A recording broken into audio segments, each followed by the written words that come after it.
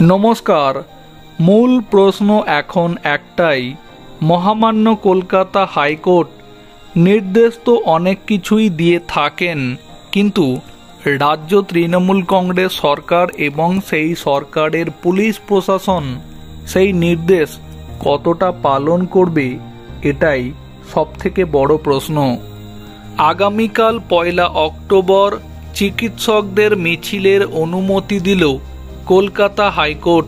মঙ্গলবার college square থেকে রবীন্দ্র সদন পর্যন্ত বিকাল 5টা থেকে রাত 8টা পর্যন্ত মিছিলের অনুমতি দেওয়া হয়েছে উচ্চ আদালতের তরফে। এদিন বিচারপতি রাজশ্রী ভরদ্বাজের এজলাসে মামলা উঠলে এই নির্দেশ দিয়েছেন তিনি।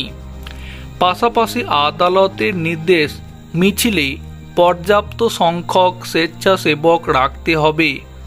এদিন শুনানি চলাকালীন পশ্চিমবঙ্গ সরকারের আইনজীবী বলেন, ওই মিছিলে কতজন অংশ নিচ্ছেন সেই সংখ্যা রাজ্যের কাছে স্পষ্ট করে জানাতে হবে।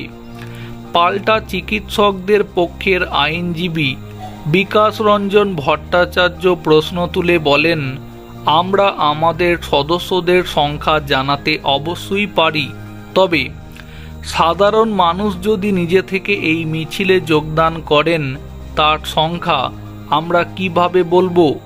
রাজ্যের উদ্দেশ্যে বিচারপতি প্রশ্ন করেন, মনে করুন এই মিছিলে যদি 10 লক্ষ সাধারণ নাগরিক শান্তিপূর্ণভাবে প্রতিবাদ জানাতে স্বতঃস্ফূর্তভাবে যোগ দেন, তাহলে কি তাদের প্রতিবাদ জানানোর অধিকার নেই? এটা তো তাদের সাংবিধানিক অধিকার।